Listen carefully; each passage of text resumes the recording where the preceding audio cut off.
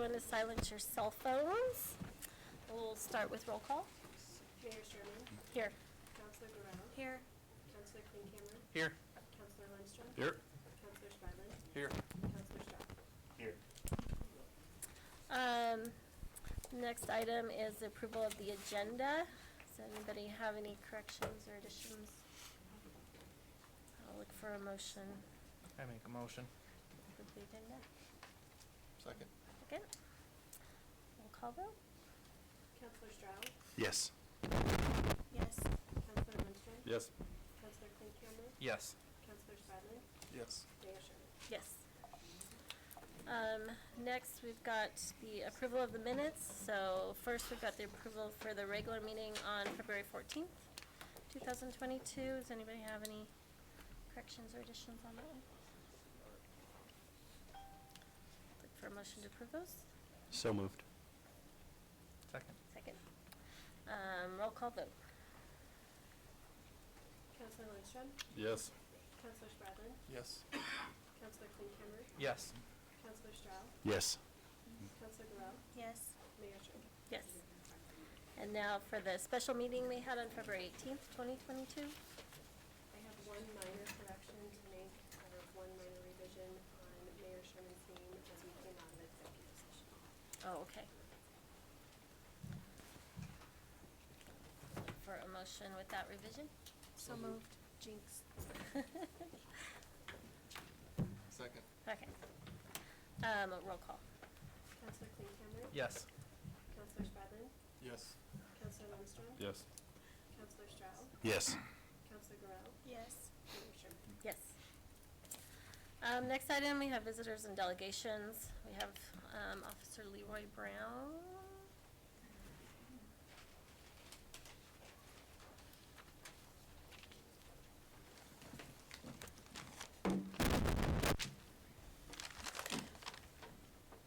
This is one of the toughest things I've ever had to do.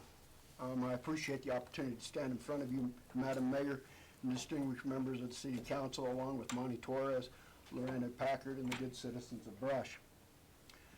Ladies and gentlemen, I have been employed with the City of Brush since 2003. Shortly after my appointment, I was introduced to the town board. It was my honor to stand up here today. And it's with a heavy heart that I stand before you and inform you that I will be retiring due to medical issues beyond that I cannot overcome. Effective tomorrow will be my last day of employment with the City of Brush. Shortly after my appointment as the officer for the City of Brush, I performed the duties of a community service officer for a short time, which helped me to learn more about the community and the people. After that position, I became the SRO, School Resource Officer, and the DARE Officer for the school districts and covered all 4 schools. During that time frame, I also became one of the firearms instructors for the department. When I left the school in 2007, I performed the normal duties of a patrol officer within the community, which I was very pleased to do and was fortunate enough to be asked to be the K-9 unit in 2017. This was a career goal of mine because my FTO officer, Kenneth Mooney, who used to be with us, I was able to interact with him and his K-9 Yugi, which unfortunately passed away. With that, it taught me the priceless bond between a K-9 handler and their dog. That is why I requested K-9 Earner be allowed to retire with me, which Chief Boss graciously granted, so I get to keep Earner. Throughout my career, I've earned several training certificates in different aspects of law enforcement. Believe it or not, I enjoyed every one of them. Each certificate made me a better officer and a better person than that I am standing here in front of you guys. With everything that's been going, that I've been through, both good and bad, sadness and joy and fulfillments, as well as trials and tribulations that I have experienced throughout my time with the City of Brush, I will sincerely miss helping the community as a whole. I will also miss working with my fellow officers of the Brush Police Department, and especially Commander Flecksteiner, who is one of my FTO officers, and who I also classify as not only as a supervisor, but as a very dear friend. He has helped me more than anyone else, especially through the trials and tribulations. And for that, I am very grateful. I'm going to really miss learning more about law enforcement through Chief Boss, and I'll always remember the conversations we had about law enforcement and life in general. In addition, I will miss interacting with my camaraderie that I had with the city employees, the city staff, the Morgan County Police Department, the Wiggins PD, Morgan County Sheriff's Office, Morgan County Coroner's Office, Log Lane Village, Parks and Wildlife, and the state of Colorado. In conclusion, back when I was introduced to the town board in 2003, there was a town councilman, I believe his last name was Wilson. Councilman Wilson made the comment that I would be remembered in the community not only by my name, Leroy Brown, but I would be if I was a good officer. To this day, I cannot go anywhere without somebody, whether it be an adult, a youth, a child, coming up to me and recognizing me as Officer Brown. That achievement is extremely fulfilling to me. After reading all the wonderful comments everybody put, not only on the Brush Police Department's website in reference to my retirement, but my personal site as well. The unfortunate thing is, and this is me, I'm good with faces, but I'm terrible with names, unless I've dealt with you numerous times, good and bad. So I appreciate all the wonderful comments that were posted. I want to do a special gratitude towards Joanne for helping everything out. Kim, HR lady, she went above and beyond since all my health issues started. She even made a trip up to Greeley to bring me stuff that I needed right after she got off of work. I can't express my gratitude towards everybody that's done everything they've had for me. And with that all being said, it has truly been an honor and a privilege to be a part of the community of Brush, the city of Brush, and especially the Brush Police Department. I will always cherish my time that I've spent here and will forever remember and honor my fallen brothers and sisters of the Thin Blue Line. And I want to say thank you guys for allowing me this opportunity to stand here and talk to you guys. It was tough. This is one of the biggest things that I've ever had to do. Being a year and 4 months short of 20 years, I can't overcome everything to stay in it. But I would like to say thank you. Can I approach and shake your guys' hands? Please.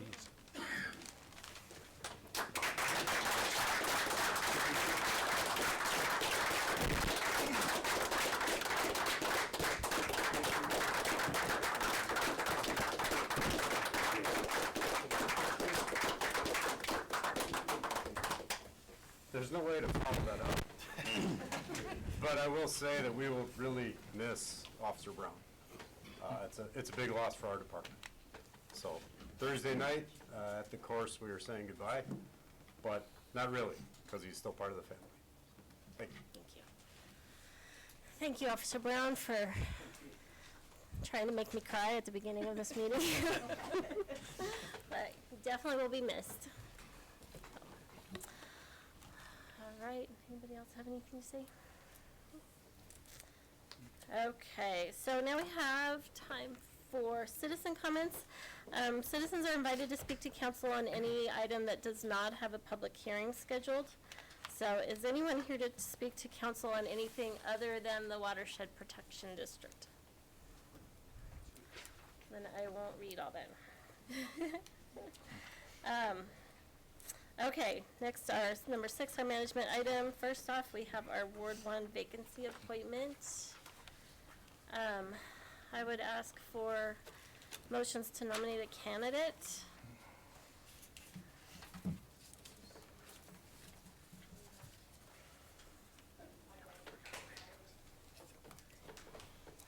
Anybody would like to make a motion? I need the names here. The correct names. Oh, we have Nathan Tyree and John Horton. Well, it was a tough decision. It came down to the wire. Not an easy decision, as you can tell, because nobody wants to fill it out. But I guess I'll nominate Nathan Tyree to be the Ward 1 counselor. I Second. second. Any other nominations? We'll have a roll call vote. Counselor Corral, Before I give my vote, I would like to say that it was a very difficult decision. There were a lot of things that we had to listen to and to take into play and make the best decision that we could with the information that we had. So I vote yes. Counselor Stradlin, I would also like to say that as a counselor, none of us like being put in this position. It's like we're trying to pick someone that we feel the voters would want, and that's really hard to do. And just after talking with, you know, the city attorney and some other issues, this was a very, very difficult decision. So please run in the election, please. So, yes. Counselor Klinkhammer, I'd like to echo the same thing Allison and Justin said, and I'm gonna go for yes. Counselor Lindstrom, Same thing. John, I think the world of you. I hope you do run next time it comes out, but I'm going to vote yes, too. Counselor Stroud, Yes. Mayor Sherman. Yes.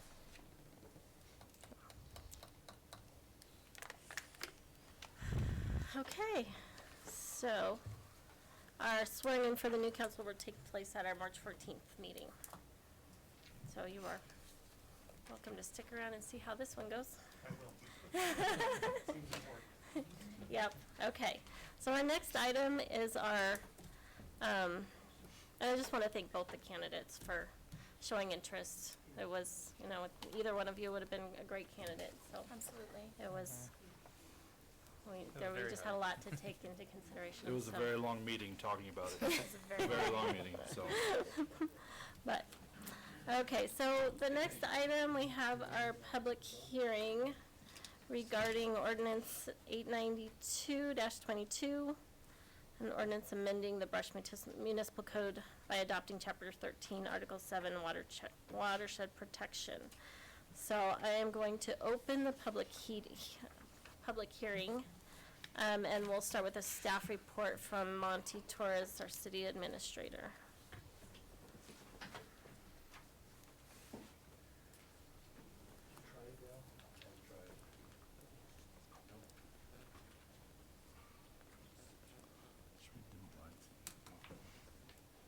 Great minds.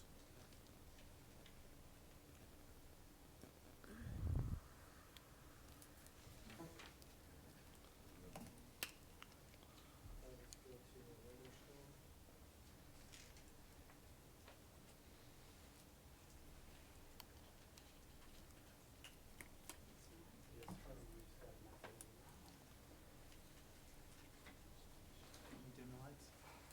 Not yet, Leah, just a minute. Can you get this one?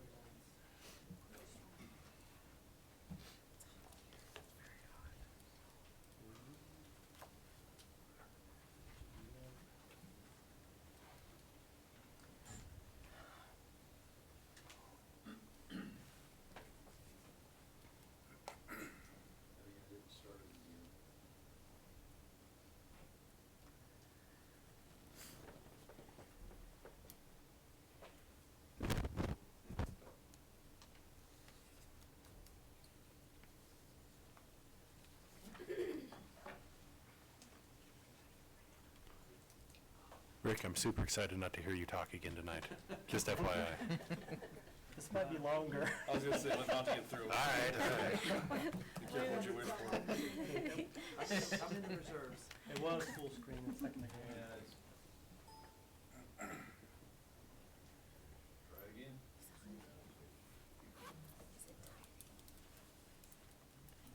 Perfect. Before I start with the city council, one thing I wanted to mention was that we do have updated maps that we put up on the back board. I wasn't gonna go through this whole entire presentation tonight because the council's had it. majority of the audience has seen the presentation, but I saw a couple new faces in here, so I thought I'd better just go through the whole thing, so bear with us. I'll try and go just a little bit faster, and, but it's all the same information as the last informational meeting and the last time that council saw this. I think we had one date change on here, maybe two date changes on here, and that was about it. For anyone who is not aware, the maps on the board back here, the map that was out in the hallway, they show two different districts or areas. One is a designated aquifer by the state of Colorado, and then the other is what the city's proposing for a watershed protection district. Okay, so with that, we can dim the lights that are above the screens.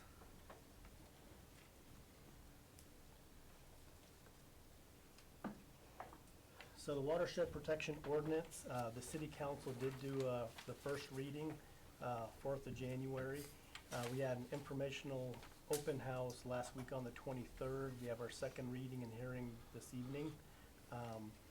Then after the hearing, typically there's a 30-day comment period.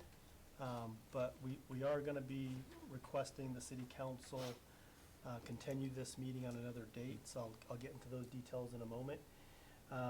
The other thing I wanted to mention is the city council was hearing about this city council around November of last year is when we started those discussions.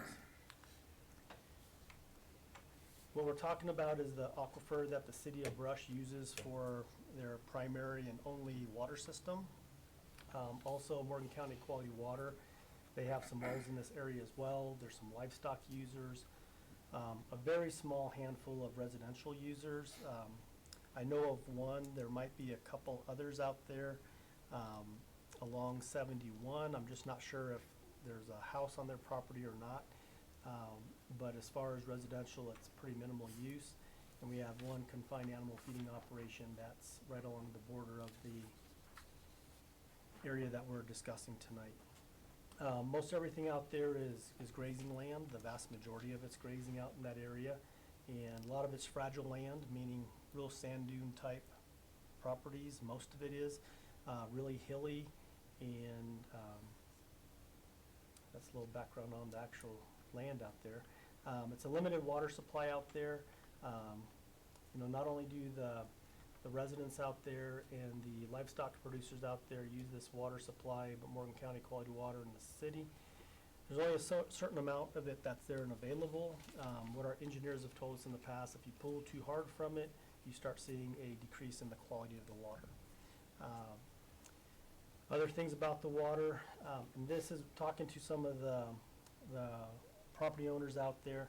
Not all of the water out there is high quality water. It's kind of spotty. So even today I met with one of the property owners, and he is telling me about how you can go one direction, all of a sudden you find the great water, then you go another direction and you think it's going to be good, and it's not the best water. But 900 to 200 TDS, or total dissolved solids, that's really high quality water. If you compare that to river water can be 800 to 900 parts per million of total dissolved solids. The state, back in the early 90s, they designated that aquifer for municipal and agricultural use. And then back in the early 2000s, we started talking about doing a source water protection plan. And so we use the existing designated aquifer as the area within the source water protection plan.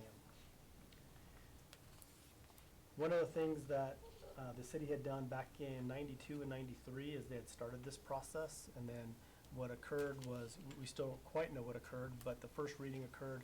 It was supposed to go to a second reading, then it never did happen. And I brought this to our city's water advisory committee a few months ago and talked about it, and they gave a recommendation for us to pass on to the city council to start this process, and let's get this watershed protection ordinance in place. We've heard of different things that have happened in that area that could cause concerns with polluting water. But the one thing I wanted to say is, you know, the world's changing around us. We're growing. We just never know what's going to come up in the future. And so the purpose of the ordinance is simply to protect the aquifer. When we talk about protecting the aquifer, you know, we're not just protecting it for city residents, but also county residents. 'Cause I know that Quality Water, they have quite a few folks that are on these water taps. I believe it's over 800 water taps that they have. The city has about 1,600 water taps that we have, and we also provide for all the special districts, or the hospital districts, school districts, et cetera. And if you think about it, just on an average day at the Love's truck stop, think about how many people go through that truck stop and use water. Think of McDonald's, all the other businesses that we do have. And we also provide to a very small handful of county residents as well. So where primarily the role of Morgan County Quality Water, they provide for county residents. City, we primarily do city residents, but then we do have some, like for instance, the cell barn up on the hill. That's one of them that we provide water to, a special agreement there, and a few houses that are outside the city of Brush that we provide water to as well.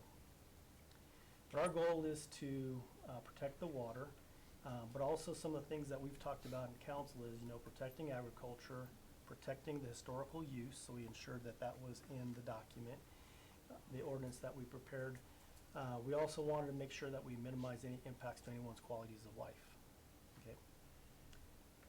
We also talked about just making a very simple permitting process. We didn't want a very cumbersome permitting process. And we wanted to ensure that we coordinated with all the other permitting entities as needed. So primarily it's going to be the county and some of their programs that they have rules and regulations on. We would work with the county staff in regards to this. Also, there's state partners involved too, so we will work with them, keeping a clear line of communication with other state agencies. And then the city council want to ensure transparency, and one of the things that we talked about was an additional meeting. Normally, we don't have to do informational meetings, but we thought this was important enough to offer that informational meeting. And we also not just did that, but I've done, I believe, 3 radio shows, and we've had Facebook postings that we've put out there. Just whatever we could do to keep the very transparent as a process of the cities. I mentioned the first reading, so that's already done. We did have a little hiccup in our legal description. We found out after one of the property owners mentioned that he had not seen one of our certified letters to his house. The certified letter is not mandatory. We were just doing that as an additional measure to try and contact everyone. But we found out in our land use, or in our legal descriptions, that we had 1 or 2 numbers transposed, and so 1 or 2 numbers in the legal description makes a big difference. So in this case, it wasn't really significant, but it was enough to make us relook at everything again. And then we also looked at the maps that we had sent on to the county, and we realized that there was a small sliver of property on the east side of the area that we had not contacted those property owners. And so that's one of the reasons why we're asking the city council to postpone this. Continue, sorry. Got to use the right terminology. But to continue it. We just want everyone to have a fair chance to visit. And there's only there were 3 property owners that were not on the list that we had sent certified letters to. One did attend the meeting last week, so that was a positive.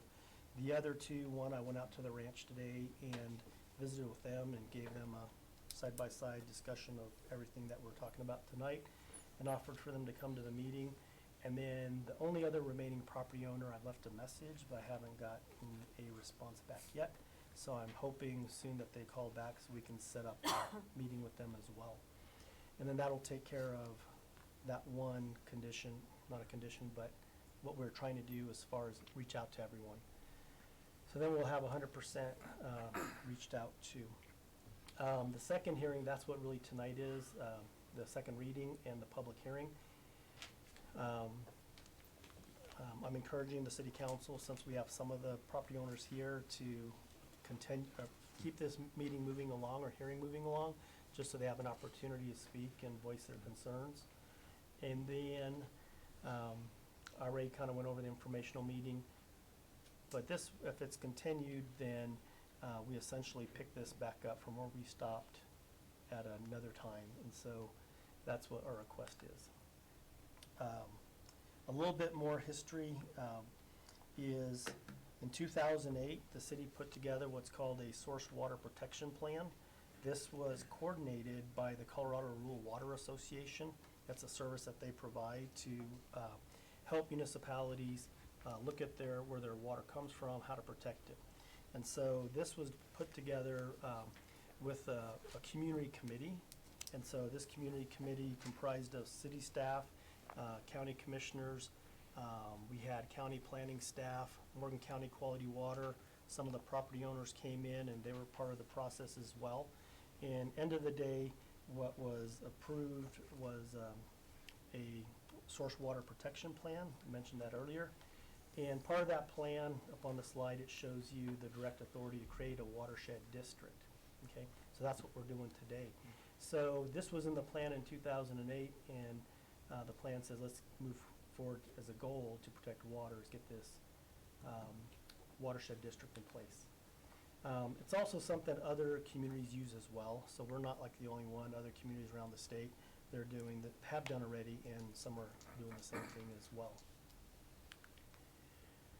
We did have not only the city attorney that looked at the state law that allows for this to be put in place.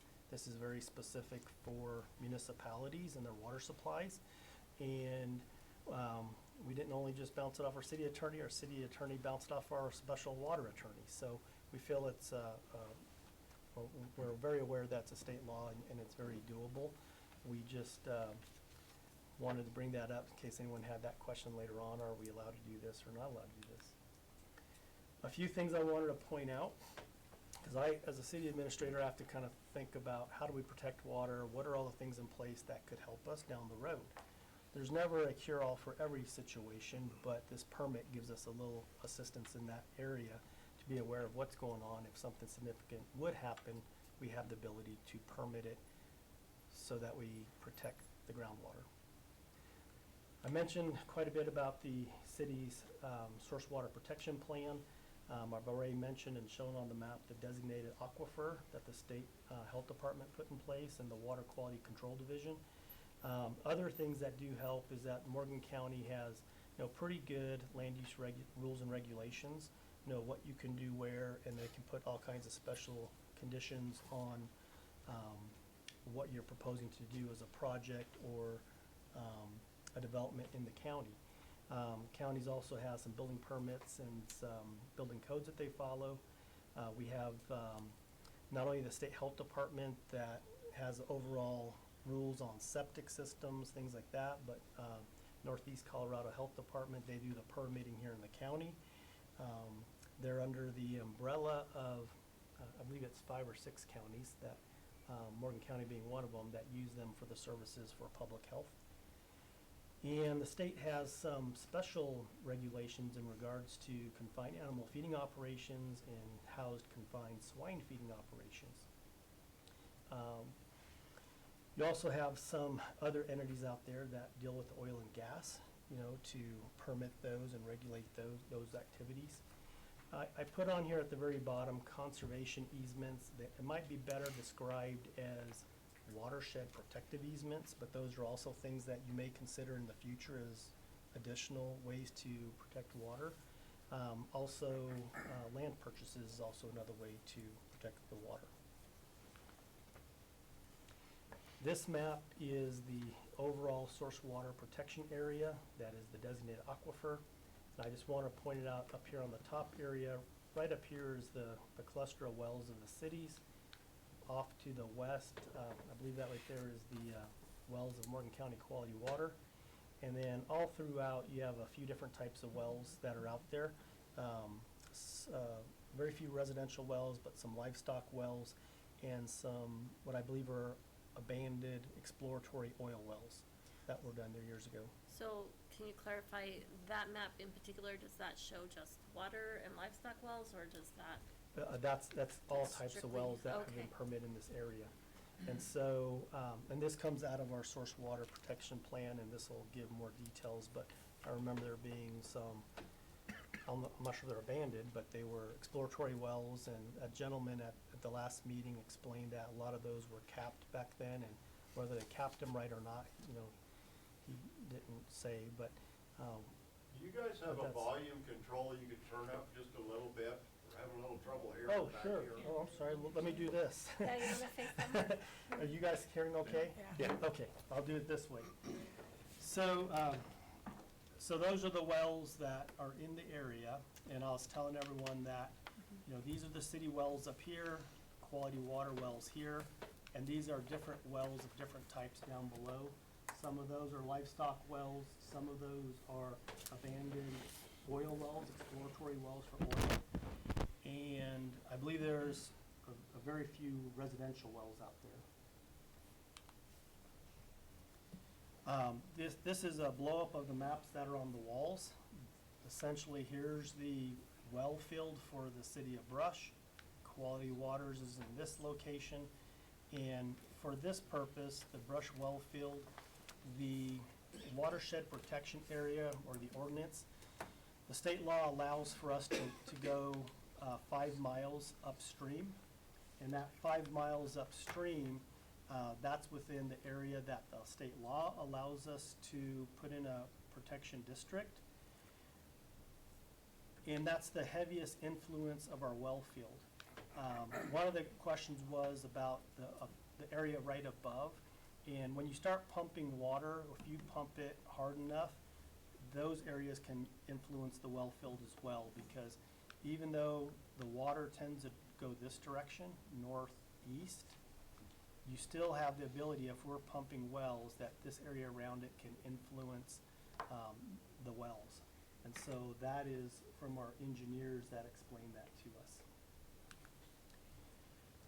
What the Watershed Protection District does is allows for a permit, or develops a permit requirement. And the permit is specifically for protecting the watershed, in this case, our aquifer. And when I say our, it's all of ours. It's not the city of Brush's.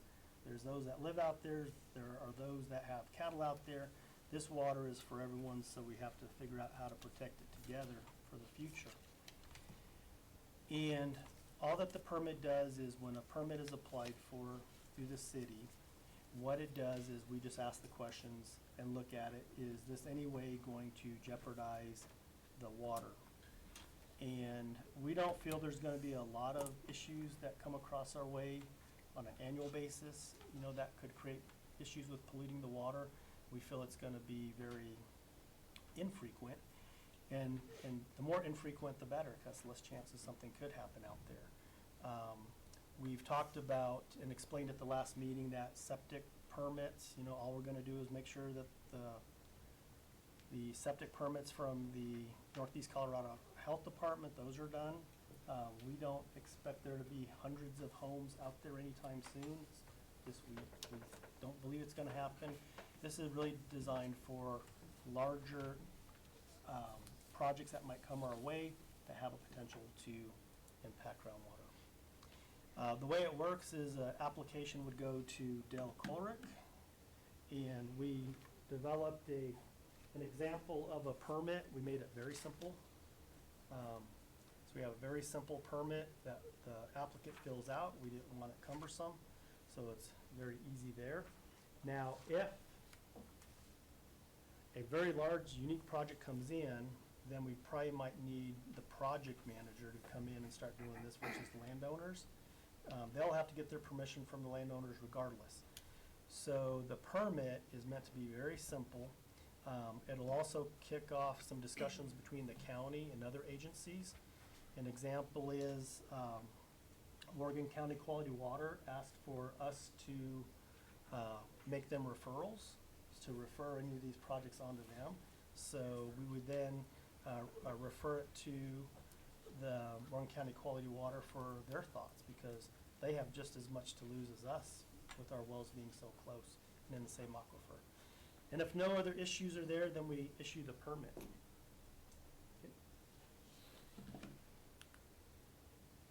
One of the things that we're sensitive about is permit fees. And so we actually went and did these are the lowest fees in the city in regards to land use processes or anything like that. So we put them on the bottom end. One of the comments at the meeting was, should we have an application fee or not? And so we feel that we should keep the application fee, but if you're a landowner, just put in a landowner waiver in there, so if they are landowner.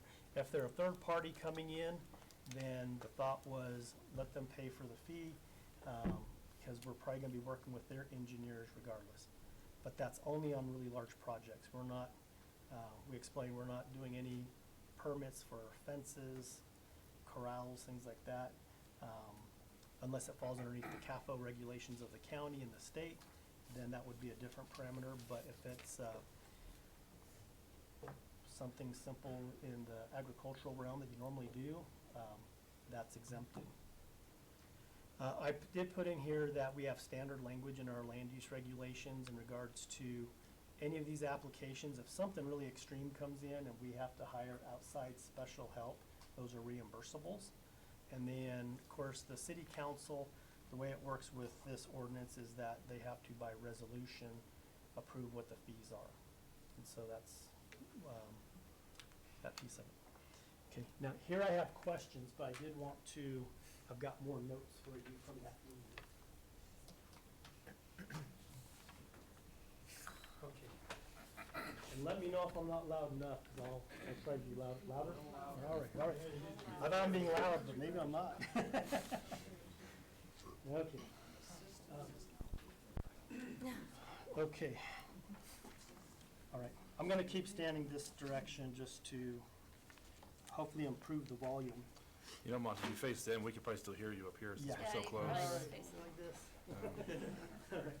All right. Okay, so you can shut that off, Dale. So a couple things. One is we did get a support letter from Morgan County Quality Water. It's a supportive letter, but also they're asking for a few different things that they'd like to have included. And so with that, we did get a red line copy of our ordinance that the Morgan County Quality Water, they took the red lines, those have been sent off to everyone else. And so, but we got those later today, so that's another. It was late in the day. That was perfect, but it's fine, because we're continuing, is to give us more time to look at your comments and notes. So thank you for the support and the letter. The other thing is we did get one legal letter today, and it came in at 10:30, but I didn't get to my computer, so I was out on the ranch. So when I got back from the ranch, I found it on there, but it's one letter from an attorney, and it was addressed to me, but it's near council, but it should go to our city attorney. So I turned that over to the city attorney, and we're gonna look at that one and very carefully and see what we can address from that letter. So that was another reason why we said we better continue this meeting, because we have last minute information coming through the door. Now, what I'd like to do is, some of the audience, they were here the night when we had the special informational meeting. But what we did was, we had Rick at the end of the meeting run down through the questions that some had asked. And we think we caught most. If we didn't catch most, just let us know if you come up to speak, that it's an addition to. I'm gonna try and address some of these. Some we just haven't had enough time because there are 18 questions. And we tried the best we could to go through. And some of these need a little bit more discussion in-house as well, but we tried to address as many as we could. So I'm gonna go through these questions, and I just want to ensure the council can hear me okay. Yeah. Yep. But one of the questions was, why was the Watershed Protection District rushed? And we really didn't rush it. This has been back from the 90s. The council's discussed it a few times already. I mentioned the Facebook, 3 radio shows talking about it. We published it, so if I remember right, more than what we were required to as far as number of newspapers, just to get the widest spread information that we could. And then the open house, or the informational meeting, we sent it to all the property owners, and we realized that that was one of the errors we made with the legal description. So we're trying to fix that now. Just one more property owner I need to visit with. And And even today, we also visited with some of our special districts just to keep them in the loop as well. They're not the decision makers, but end of the day, we provide those special districts water, so we thought that they should be aware of it as well. The one thing I'll say is that in regards to our ordinance process and adoption timelines, we're almost double the amount of time that it needs, but we're just taking our time with it. So, and now we're gonna be continuing it, so there's gonna be additional time to answer any questions that we might have. And then, so tonight, whatever comments we get, staff will take note of those again, it's ready to write down, and then we will take those comments into consideration, and then, bring those back to the next time that the city council meets on this topic. I already mentioned the certified letters. You know, we tried, we went with what we had. I guess the only good news is we originally started off with, we thought there's 13 owners, property owners. When I say owner, it could be husband and wife, but 13 properties that we needed to send letters to the registered through the county, their system as far as who owns the property. We thought there was 13, and 13, that includes Quality Water is one owner, Rush is one owner, State of Colorado is one owner. So that took it down to 10. But when we went back to the county and we took in the correct legal description, we went down to where after we take out Quality Water, City, and State, it went down to 6 property owners. So it actually went down quite a bit, which is in one sense a positive. So I already mentioned that the only 2 that we have not had direct contact with as of this morning, went and visited one at their ranch today. They were calving, so they couldn't come in. And then the other, we're just waiting for a call back, so we can go visit with them, or they can come in and visit with the city so we can explain this better. So I already talked about the fee for the landowners, and we propose a waiver for that if you're a landowner. And then we did have a question about, will the Watershed Protection District be on a property land deed? And you want to take a stab at that, Dan? Sure. That was a question, I forget who raised it, but I wasn't sure, so I conferred with the water attorney. The town, he's confirming in the morning, but the town's 99% positive that we're not gonna go out there to each property and record something on your deed.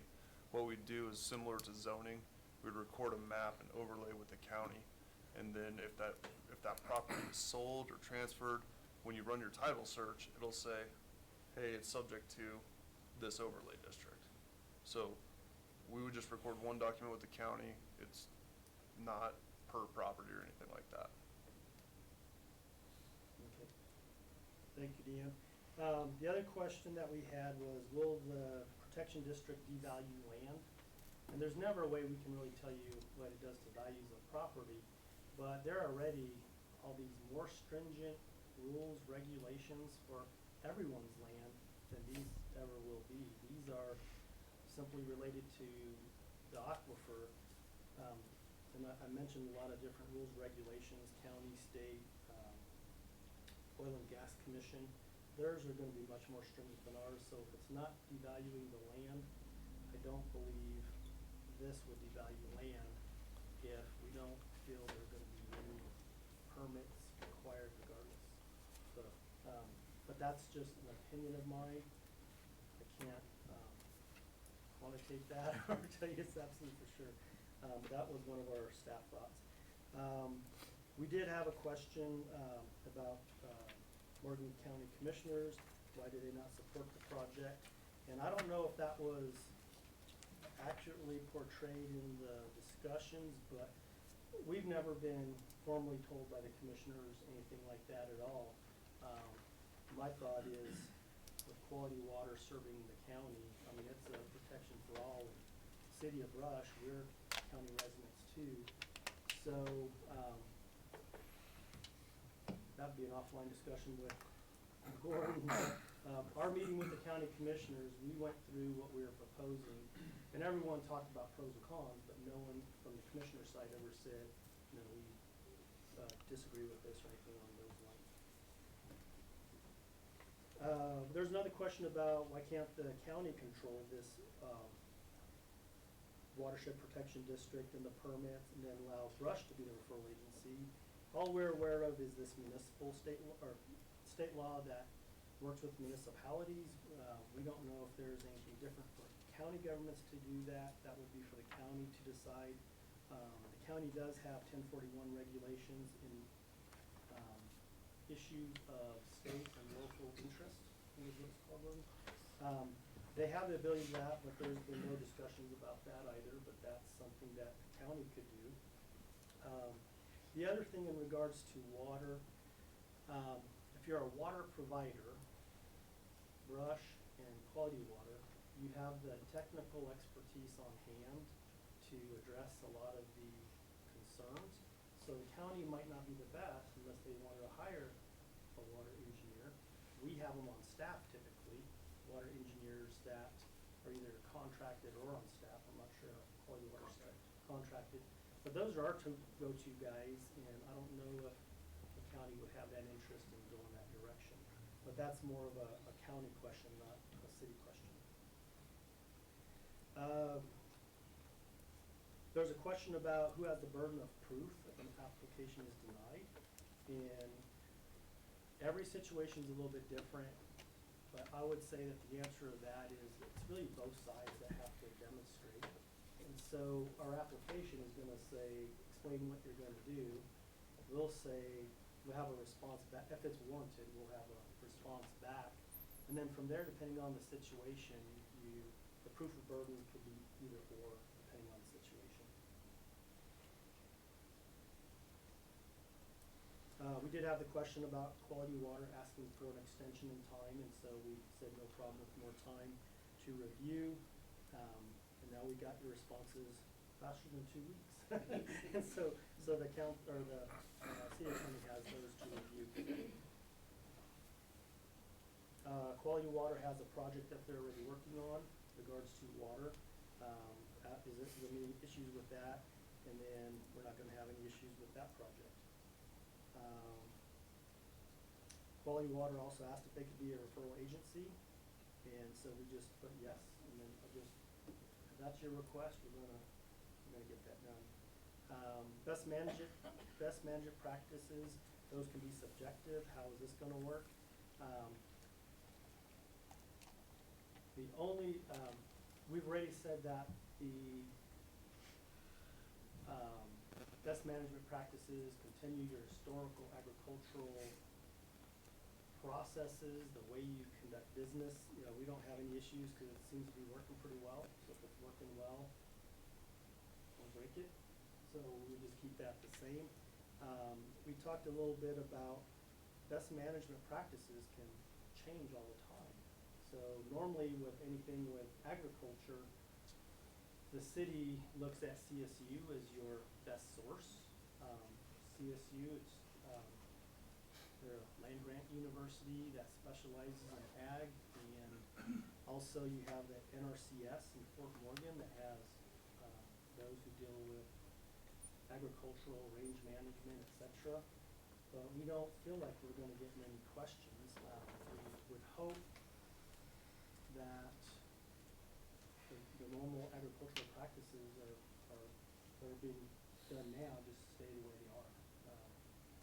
But if we ever had any questions about best management practices, that's our only resource, unless there's another group or someone to visit with about that. This led to another question on the best land practices. Could we set up a peer review by the other surrounding landowners? And I just put, yes, it's possible, but one of the conversations after our special meeting was, what happens if the landowners don't get along? If there's issues between landowners and they're the one that is on the advisory board, or if a landowner is not getting a project on their land and they would like to get the project on their land, could they hold up the other property owner that is? So does that make sense? So I'll give up an example. Might not be the best example, but what if it is the big power lines? That was one of the questions from that night. If big power lines going through, a landowner can get some money for easements and allowing that to go through. But if you have an advisory board of some type and the next door neighbor, it's not going through their property, they're not gonna get the easement money for it. What if they try to hold it up on the other? So that they reroute and go through someone else's property. So that's just an example, I'm not saying it's happening. But that was, we didn't know how a, advisory board would quite work out there, but it is open to discussion. The one area I thought that it would be really positive to have something like that is if we ever got into watershed easements, watershed protected easements, then you'd have all the property owners there talking together and, not the city negotiating with one versus the other and different prices and all that, but what would be a dollar figure for an easement? We've talked about that a little bit, but that is probably even a bigger question, because then we want quality water in there as well, because we're kind of co-located in that area. Other questions were, are solar farms required to get permits? The answer is yes. Can landowners lease their land to oil companies? Yes. They just have to get the permit like anyone else. Another question came up about if there was exploratory drilling done in that areas and it did not contaminate the water, you need to have the water protection district. And we don't have a lot of data on those past drillings, and what we are aware of is that it was short-lived, where they went out and explored, found it wasn't the best locations for oil wells, and then they were supposed to cap all those wells, and whether they capped them correctly. There's a gentleman here saying that they didn't cap them correctly, but we don't know the whole story on those. But the other thing that Dale brought up was no one's really went out there and tested around there afterwards, so we really don't know if there's limited or any contamination whatsoever. And then the last question was total acreage of the water protection district, and it was just a little over 19,000 acres in that district. So that's kind of a quick recap of the questions that came up, and that concludes my part of the hearing. And our staff is gonna be taking notes, and because we're postponing this, we're gonna, any questions that come up, we're not gonna try and answer them immediately. We're gonna take notes of those, and at the end of this, we'll read off the notes so we have an accurate list of questions. And then we're gonna go back and develop another sheet like this for your consideration at the next meeting where this is continued. And again, our recommendation is to continue the meeting tonight, but at the end of this, continue it till a future date. And that'll give us time to look at one legal letter, and then we also have a couple items on our end administratively we want to double check as well. And that would help us out by giving us a little more time as well. And council, just procedurally, what I would recommend, based on what Monty said, based on some of the feedback we had a meeting and we got, things that the city wasn't even thinking about. Landowners, they're protecting their water, they brought up. So that's our end goal. And they brought up some really good points. We just haven't had time to look at them, haven't had time to look at Quality Water's red line yet. So procedurally, what I'd recommend is we open the public hearing, let anyone here who wants to speak. And then before we start, going back and forth as council, there's a proposed motion in front of you, which is what we'd have to do to continue to a date certain. So we'd close the public hearing. Well, you'd make this motion to continue it, but we would keep our dialogue until we hear all the record. So, so I know a lot of you came to speak on this today, so we want to make sure we listen. So members of the public have the opportunity to make statements either in support or in opposition of the ordinance. Anyone addressing council must first come to the podium and please state your name and address before making your comments. Each party giving testimony will be given one opportunity to speak and must direct all questions regarding the application to the mayor. So, who would like to speak? Who would like to go Could you first? repeat that? I didn't catch very much of it. I can. Members of the public have the opportunity to make statements either in that whole thing. Is that what you're talking about? Okay. Either in support of or in opposition to the ordinance. Anyone addressing council must first come to the podium and state your name and address before making your comments. Each party giving testimony will be given one opportunity to speak and must direct all questions regarding the application to the mayor.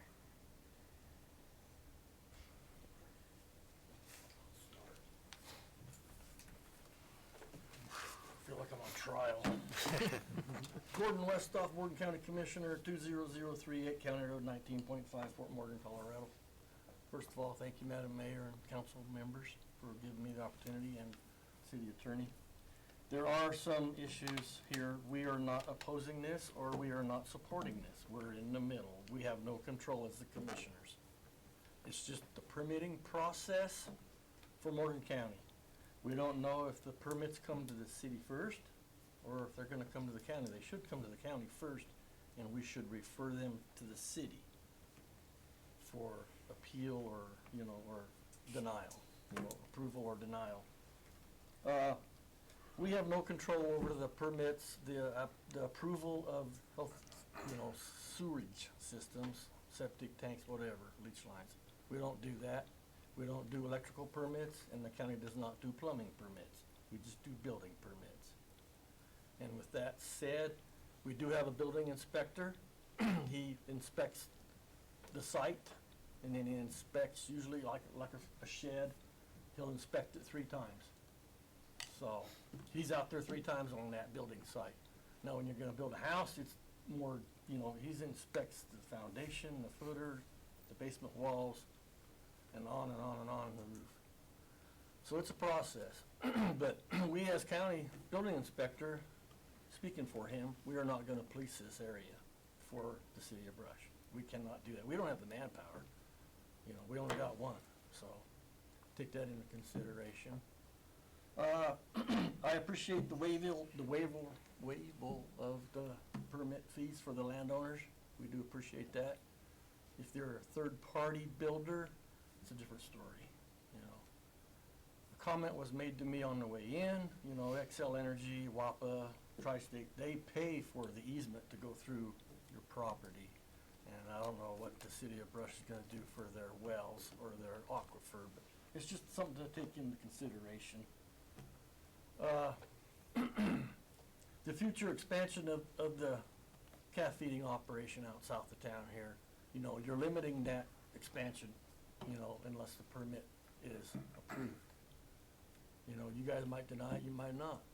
And that brings up the appeal process, It's gonna cost the landowner considerable of money to get an engineer to prove to you guys that, they're not gonna contaminate the water.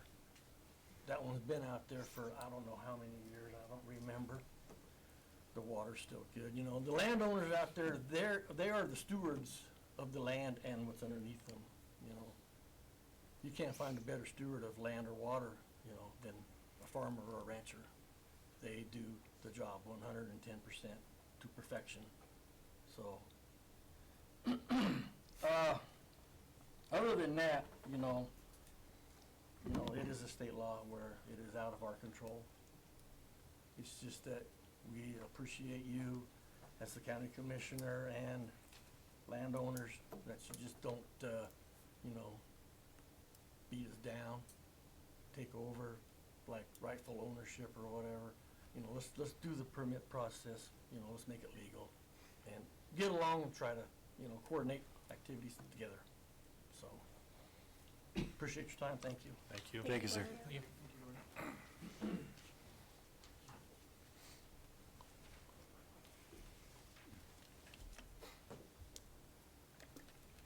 Anyone else? You want to? Oh. Stephen Cecil, the Huey Ranch. I don't even know the address, other than the Huey Ranch. I don't really have a prepared statement yet, just because I'm not yet prepared to really, I've started looking into, and I emailed your attorney and asked for some questions, and I got some information back today, so I appreciate the fact that you're going to continue it. I think the landowners, you know, from our perspective, the biggest fear is it'll impact our value. Just over-regulation, it'll limit our land use, and I think, to me, that's the biggest issue I see with it. If you target it at just water pollution, which I went out on the web and looked, just Googled this and found a couple of other municipalities across the state that do this already, and I noticed that their language is a lot more targeted. Like, the intent is just water pollution, not land use, being that the county and the other state regulate that. So our fear is just over-regulation and loss of value if that happens. And I can't think of anything else. And I think, you know,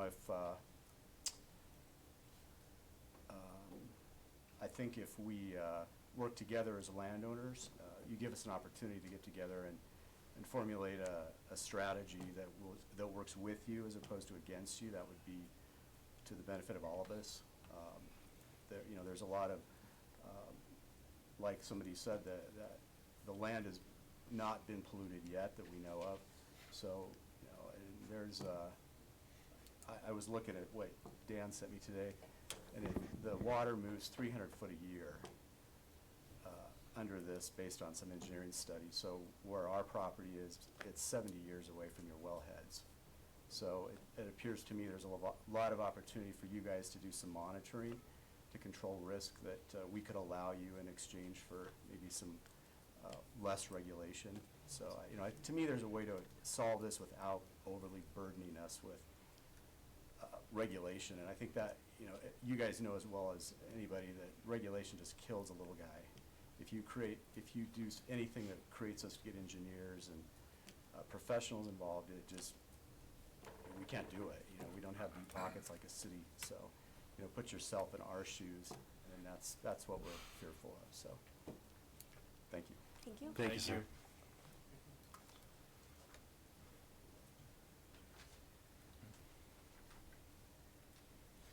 I'm Larry Coughlin. I'm live at 312 Stanford in Brush. I'm the president of the Water Advisory Board. Pardon me. I guess that I'm one of the ones that think this has to happen. I think that we have landowners have the impression that this is going to affect them. The only way it's going to affect them if they sell the land to try to get something that's could possibly contaminate the well. If they continue to operate just like they are, it's not going to affect them. It might affect the value, but I'm not sure that would be the case. I think that probably Brush is one of the last cities in the state to form a wellhead protection ordinance of their own. I was mayor when we first read the first reading on the one, and the reason we backed off was because the state came in and put in that quality water plan that shows there, but I think we still have to have an area that is protected. Like I say, I don't think that most of them will ever have to worry about getting a permit unless they change something pretty radically. And if they do that, they're going to sell the land. The third party is going to be involved, and the third party should be the one to pay their permit, not the landowner. That's my comments. Thank you, Larry. Thank you, sir. Thank you.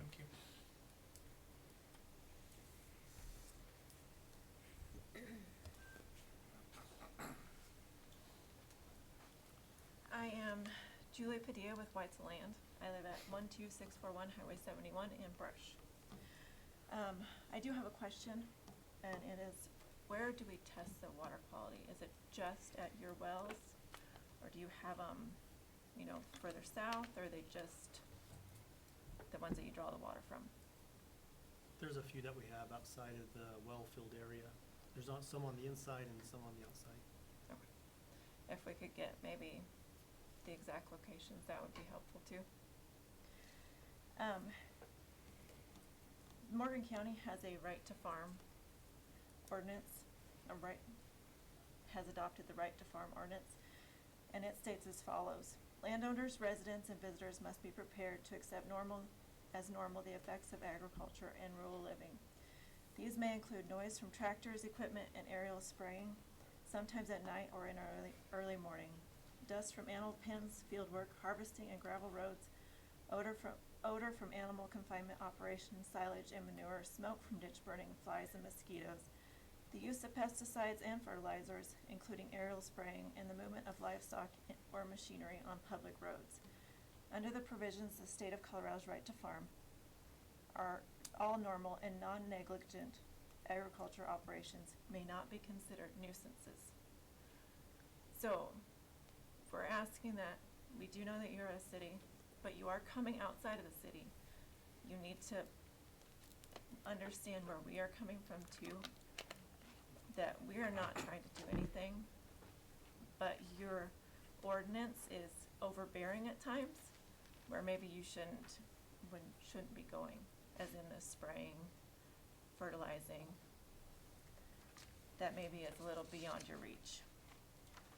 Would also like you to keep in mind that it is outside the city limits. We don't get a vote for any of you because most of us do live out in Morgan County. So we don't get a choice of you to represent us. So we just ask that you think of us as landowners, and if you put us in your shoes, we would appreciate it. That's what I have. Thank you. Thank you.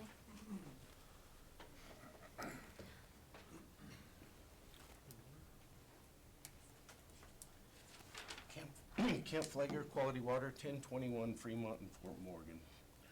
First of all, I'll thank you for the continuance, and you guys should thank them also, because I've got a pretty extensive red line that I would have to present tonight, and you get tired of hearing. If the city clerk can make that available to the people, the red line, if not, I'll be glad to send it out, but I've done the red line. What we've looked at is tried to narrow the scope a little bit, so you can carry on ordinary activities, and that was our goal looking at it. You guys are great stewards of the land. It's obvious, look at the water quality. You've been taking care of it for years. Keep doing what you're doing is what I'm saying. You're doing a damn good job. I would ask the council to look at the red line, and my phone number's on there. I know I didn't get out to you till about 3, so I don't expect a whole lot of questions, but I am open to questions. Why are you thinking that way? What are you trying to get out here? I'll explain myself, whether I do it in person or on the phone, and the rest of you the same thing. It's a draft. We're working through this. We're all working on. My whole board has yet to see it. We haven't had a meeting yet. We'll have a meeting on March 8th, so just a few of my members. So we took a shot at it. You know, I talked to Monty and Dale and said, hey, we like what you're doing here. It's saving us a lot of stuff. But until my whole board comes behind me, can I stand behind you 100%? No. They're paying me to do their blessings, so I like my job. But I just ask everybody to look at it. I don't want to go through the red line. Thank you for making us a referral agency. I appreciate that. More eyes looking at the activities out there, the better chance we are preventing something from happening. If you do have any questions, I'll address them tonight, or, like I said, my phone number's on the letter, call me. Thank you. Thank you. Bless you. Thank you.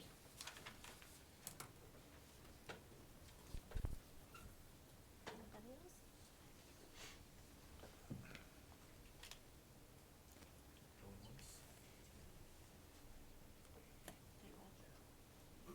Anyone else? Oh.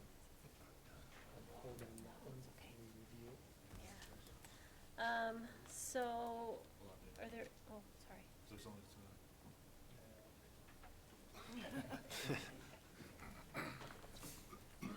Evening, Lance Ensley, 14844 Morgan County Road 29, Brush, part of C. Henry Inc. Our concerns are that we are stewards of the land. We understand Morgan County is a right to farm.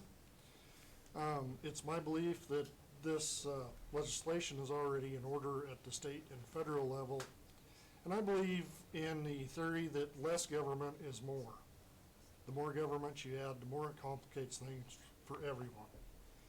So I have a tough time understanding why we need to add another government agency on top of these decisions that's already there.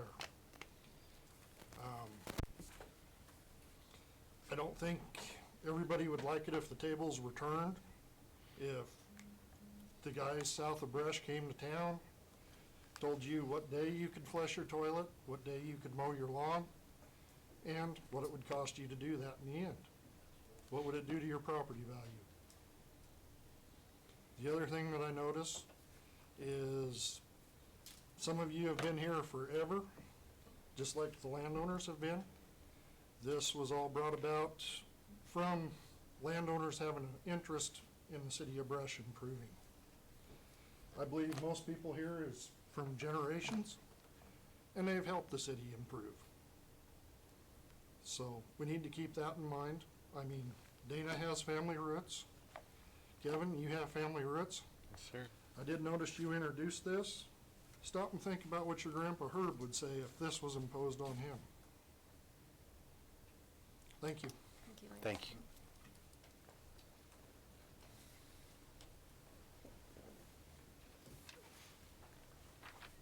Good evening, council. My name is Eric Christensen. I live at 18977 Road W in Fort Morgan. I'd also like to point out that I am the current president of the Morgan County Quality Water District. The district is in support of watershed protection with some possible changes. I do want to ask a few questions. I don't think anybody can argue with the need to protect our drinking water. I drink it, you drink it, several people in the county drink it. But I would ask, why does Quality Water own property out there? Why did we need to own the property around our well? That's so that we can control the use of it. Why is the city of Brush a large landowner out there? Probably has to do with protecting your aquifer as well. This ordinance, although it allows working within the process of the ordinance, it is a restriction of the use of the landowner's property out there to some degree. And so in thinking about this and how it benefits those landowners, I think that's the question that needs to be answered, or asked and answered, is it benefits the city of Brush, it benefits Morgan County Quality Water to have this protection ordinance in place, but how does it affect the people that it could directly affect? They don't drink your water. They don't drink our water. So those are just a few of the things that I'd like to point out. Thank you. Thank you. Thank you.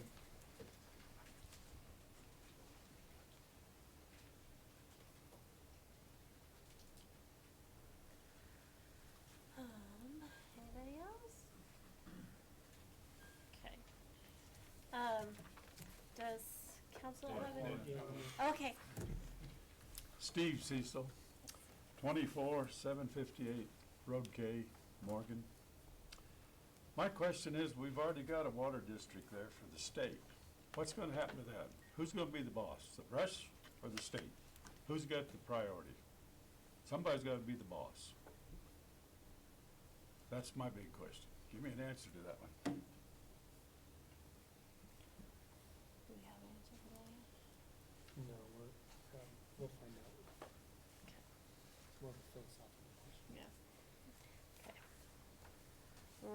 We're keeping track of all these so that we can discuss them. Can I ask a question? Mm-hmm. Okay. I just want to, I've got Edwin's question, but yours I kind of messed up a little bit, and I want to make sure I document it correctly. I put, the ordinance does, according to what you said, restrict the landowner's use. Have we spoken to the landowners? What else were you intending to No, say? my point was, what is the benefit to those landowners? They've got an additional restriction, which is a permit process, which been assured that is an easy one to get through. However, it is another level of restriction. And as was pointed out, well, I'm sorry, I'll just answer your question, I won't go any further, sorry.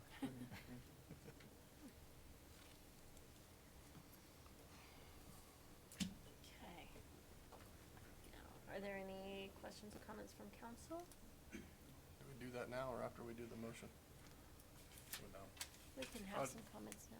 I'd recommend, if we're gonna continue it, that we allow all the public comment. So we come back when we continue it, we get any other public comment. I mean, there's some points that were brought up tonight that haven't been brought up before. So if people think on this, if you look to continue this, and people think on it for a little bit, come back with some points. I think once you have all the information, that's when it's best for council to discuss it.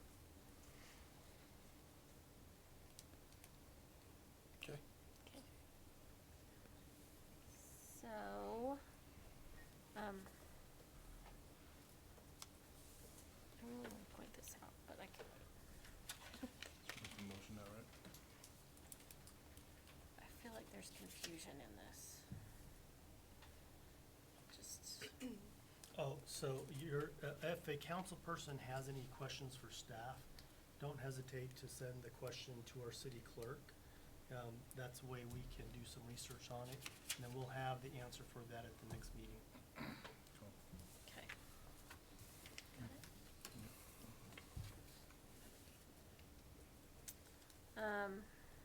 Can I just make a comment? Mayor can do what she wants. I want to address, you were talking about the right to farm in Morgan County. And I know that when you buy a house in the city limits and there's a cornfield next to you, you have to deal with we understand we have to deal with everything that goes with that. But the normal farming activities are specifically stated as not requiring a permit. I mean, we're not looking to stifle what you're already doing. But that's just but we'll get more into that, so. And, cause we do wanna work with the landowners and make it so it works for everybody, and so that's why we're going to continue this, if I can get a motion for that, if everybody agrees. And, keep working on it and try to make it work for everybody, so. I do want to say one thing. I don't want this to feel like a us versus them type of issue, because I feel like we're kind of all in the same boat here. As far as how does this benefit the landowner, how does it affect the landowner? With the threats to our water today, if we don't do something just to possibly curb what those could be, and it affects the city of Brush, it affects all of your property values.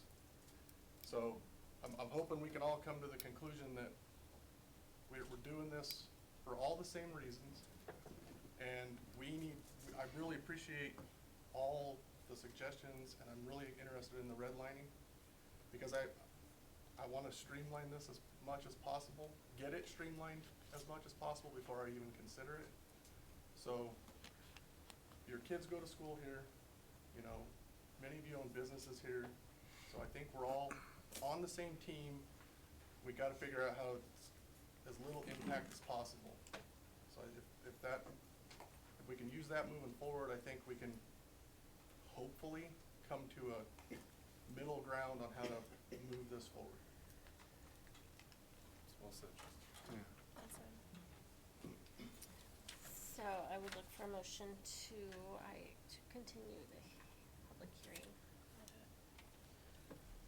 I move to continue the public hearing of consideration of ordinance number 894-22, an ordinance amending the Brush Municipal Code by adopting Chapter 13, Article 7, Watershed Protection to the regular council meeting of March 14th, 2022 at 6 p.m. or as soon thereafter as possible, in order to permit further comment from those it may affect to confirm the completeness and accuracy of engineering and related studies.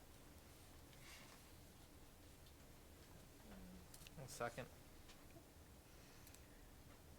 Any discussion? Roll call vote. Counselor Spradlin, Yes. Counselor Gorell, Yes. Counselor Klinkhammer, Yes. Counselor Lindstrom, Yes. Counselor Stroud, Yes. Mayor Sherman. Yes. So are we postponing the second reading for this as well? Okay. So we'll move on to D. We've got Joanne Gosling and Del Colrick to talk about water connection charging. You want to go ahead? I don't have any information. Okay. You wrote the resolutions. The chief was going to volunteer to do it. I know.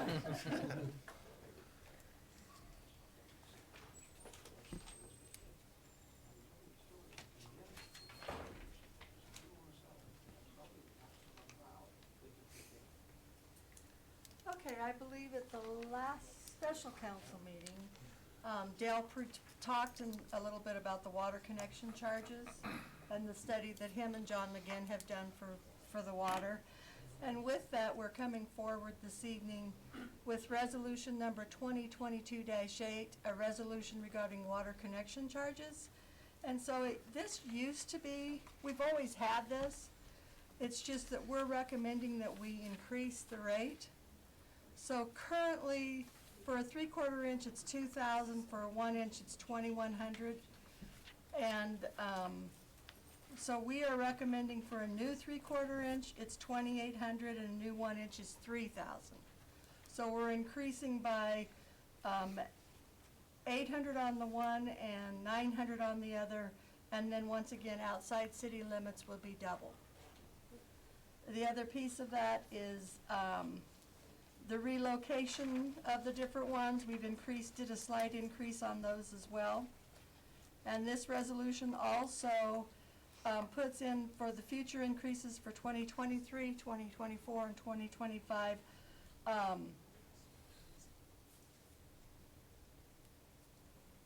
I think there's a typo in this resolution. It just kind of just glared me in the face right now. Because it says plant investment fees will increase each year by the 10% and effective January 1st, but it really should be the connection charges. So I don't know if we need to redo this and have it approved at another council meeting. You can just make it administrative change. Okay, so we can make an administrative change. Good deal. So we were requesting that council approve that future increases for the next 3 years of 10%. That's similar to what we do now with our water rate changes. We have a condition that it changes for 3 years, and then I don't have to bring it back every year. Okay? Good. I move we approve the resolution number 2022-8, a resolution regarding water connection charges with the administrative change that you mentioned. Very nice. Good I job. second. Any discussion? Getting there. Roll call vote. Counselor Spradlin? Yes. Counselor Lindstrom? Yes. Counselor Garrell? Yes. Counselor Stroud? Yes. Counselor Klinkhammer? Yes. Mayor Sherman? Yes.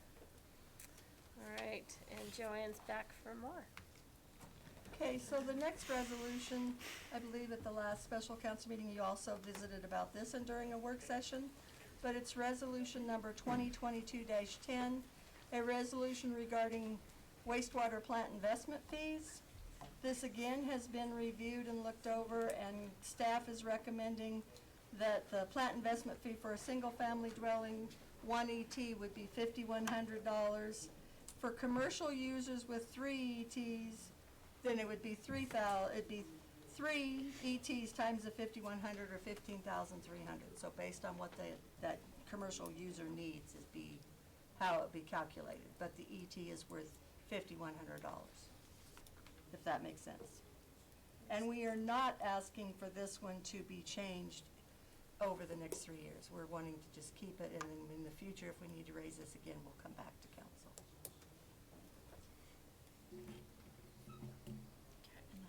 All I have to say on that one. Do you have anything? Okay. Anybody have any questions or anything? Look for a motion? I move we approve resolution number 2022-10, a resolution regarding wastewater plant investment fees. Second. Roll call vote. Counselor Lindstrom? Yes. Counselor Spradlin? Yes. Counselor Klinkhammer? Yes. Counselor Stroud? Yes. Counselor Garrell? Talk about this a Yes. little bit. Mayor Sherman? Yes. Yeah, you want to talk about this cash and All right, now we're on to resolution number 2022-11. Yeah, we have resolution number 2022-11, a resolution regarding cash in lieu of water for annexation, and I'm gonna let Dale visit about that a little bit. Just kind of give him your overview and all that. Oh, you bet. Council, Mayor, thank you. One of the things we look at is when we have annexations that come into the city, that typically also follows a water demand that comes in with the city to that as we bring this property in as well, whether it's developed as houses or commercial commercials or anything like that. With that, as we sometimes, our ordinance currently says up to 3 acre-feet of water, bring it to us when you annex in per acre. You bring that to us. Part of the problem is water's tight. Water is incredibly tight these days. I mean, it's a very valuable commodity that is not always readily available. And so one of the things we are looking as an alternative as to not completely shut down annexation because a person can't find water, it's why don't you bring us cash in lieu of that water? And we are currently looking at that cash as what current water is going for in the area. This particular cash that would be brought in lieu of water would be set aside for the very purpose of acquisition of water, treatment of water, as it relates to expanding our water production. And so, with that, I'll entertain any questions. We actually, take that back real quick. In looking at this, we are saying that right now, 1 acre-foot fee in lieu of cost equals right now $7,333.34. And we've looked at what the water is going around in this area. Joanne's compared it to what we have spent for water in the past, and it's very compatible. And if they did have that 3 acre-feet that they needed to purchase, it would be roughly $22,000. Correct. Is what they would be paying. Just out of curiosity, do we have to change, like, we have to redo the resolution every time like that goes up? Or is this something we could do to where it's just what current water fees per acre are? It's what we are looking at currently. Yeah. And so, yes, there's a possibility 5-10 years from now, we may have to increase this depending on how water plays out in And is Northeast Colorado. that kind of roughly how long, I mean, is the water value kind of a slow curve, or is it one of them things that can go next year? It's very volatile, but it's absolutely going up, so it's never going down. And this is something that we probably have to look at every couple years. And if we see a lot of changes in the market, then we have to consider coming back earlier than 2 years. But we needed something in place now because we do have some that are interested in annexing into the city. All right, I just didn't know if there was a way you could put it in the resolution to where it was fee in lieu of is equal to current market value instead of like putting a number on it.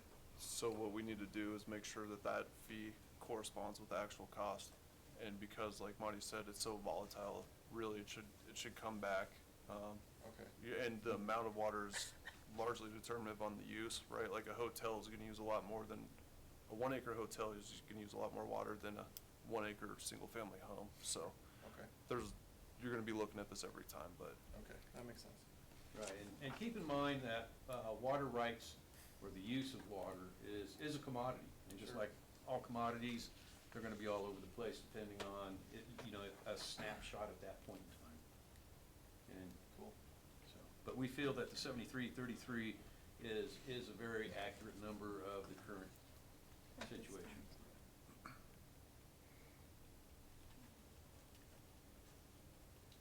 That's all I had. Okay. I guess I still had, to your question, and maybe you answered it and I dozed off for a minute, but no. So if we need to increase that fee, do we need to rewrite the ordinance or The resolution? the resolution? Yes, Okay. we'd need to We'd need bring to- back a new resolution with them, updated. Just update the fee every couple of years or Yeah. something? Okay. Very good. It's real similar to our rate increases by resolution The and ones all that we those. just We did. have to, Okay. in those, we've added a percentage to them for 3 years, so we don't have to come back for at least three years. But with this one, we have not done that 3-year Okay. increase each year. Very good. For motion to approve this one? I move that we approve resolution number 2022-11. Second. Any discussion? Roll call vote. Counselor Brown? Yes. Counselor Stroud? Yes. Counselor Klinkhammer? Yes. Counselor Spradlin? Yes. Counselor Lundstrom? Yes. Mayor Sherman? Yes. All right, the Next item is the Colorado Regional Opioid Intergovernmental Agreement. Monty will be speaking on it. Okay, in your packet, everyone has a copy of this intergovernmental agreement for the opioids. And just a little background on this is, a few months back, it's probably been like 6 months ago, we put in, I can't remember if it was an MOU or IGA, but it was essentially MOU, I believe it was, in regards to opioid. And what that was saying was we wanted to be part of this process where there was a settlement for opioid with the pharmaceutical companies. That money was gonna come to the state, and you had to be, sign that MOU to be part of that. So we did that MOU months ago, and then now what's happened is the money is here, but when you spread that money out to all the small communities, the county and everyone, it gets to be a pretty low amount for everyone. There's not a lot of money there. So what this agreement does is, this intergovernmental agreement, it just says we're all gonna work together. We're gonna establish a border committee that's going to kind of manage the money for everyone. And the purpose is to eventually build an opioid rehab center of some type in northeastern Colorado. But this group that's getting together, they're going to move that forward. And the other cities in Morgan County, they're also signing the MOU or IGA as well, just so you have a separate border committee that manages the money. So bottom line, there's not a lot of money, but if you put it all together, you can help with this opioid issue by developing a treatment center somewhere in northeastern Colorado. And when this is signed, so you'll see where it's got like some blanks in it for other communities that add their names. So once everyone's got their names, we'll get the final fully executed agreement with all the different communities that are participating. So it'll be a regional thing instead of. Correct. Yeah. If you spread out the money too thin, it doesn't go anywhere. And then really the city of Brush, we're not in a position to manage an opioid unless Chief Boss wants to do it, but we don't have the resources to do that. So leave it in the hands of the professionals that deal with these type of things, and at least it'll help potentially get a facility in northeast Colorado. Good. For a motion to approve this IGA. I move we approve Colorado Regional Opioid IGA. Second. Any discussion? Roll call vote? Counselor Spradlin? Yes. Counselor Klinkhammer? Yes. Counselor Lundstrom? Yes. Counselor Gravel? Yes. Counselor Stroud? Yes. Mayor Sherman? Yes. Now move on to finance. I move we approve disbursements and payroll for February 14th, 2022 through February 28th, 2022, totaling $226,828.96. I second. Any discussion? Roll call vote. Counselor Klinkhammer? Yes. Counselor Stroud? Yes. Counselor Lundstrom? Yes. Counselor Spradlin? Yes. Counselor Garrell? Yes. Mayor Sherman? Yes. All right, we are on to staff reports. Rick Kroglian, Assistant City Administrator. You've been so quiet tonight. I know. Don't ruin it now. 30 seconds. Wow.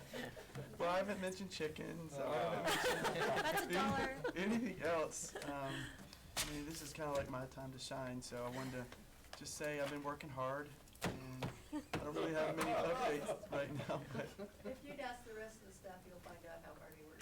so there you have it. We know you've been busy.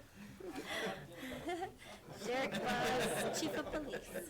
Rick forgot to mention marijuana, so I'll bring it up. There you go. I actually have very little tonight, so we are still working on staffing, and just a reminder that Leroy's party is Thursday night. I have a question. Yes, ma'am. Sorry, you don't get off that easy. Fair enough. I am noticing some graffiti south of the tracks. There's some north of the tracks, I too. saw a little bit north of the tracks. Is that being addressed? Yes and no. Okay. Not all the property owners are complaining, so, you know, we can't force them to be victims, obviously, but the ones who are reporting it to us, yes, we are addressing that. Okay. And is this like new, or is this just, I know one's been there a while. I would say it's definitely spiked in the last month. Okay. Some of it is old, but probably 3/4 of it is new within the last month. Okay. Awesome. Thank you. Yes, ma'am? The kids were cold, what else are they gonna do? Well, it's warm now, so they're out. Yeah. Could be doing drugs. Good, they That's could be out true. painting now that they have appropriate painting. Maybe they need a painting project that's worthwhile. We could do a graffiti mural and direct them There to you go. certain, Dale Colrick. I don't have anything, I've prompted enough discussion. It's all your fault. I second that. Joanne Gosling, Finance Director. I do have one quick item this evening. I'm taking Rick's minute. You're welcome. I just wanted to make council aware that, it's been a little over a year ago that we went into the agreement with the solar people that are out on the agri park.